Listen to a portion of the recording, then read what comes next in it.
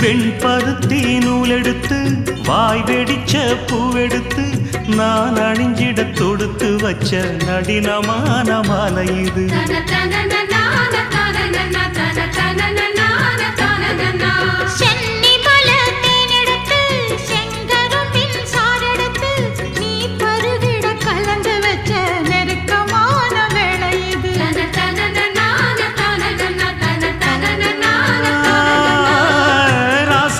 உடம்பிருக்கும் ரவிக்க துணி நானாக அன்னாடம் சூடி கொள்ள ஆசை வச்சாகாதா.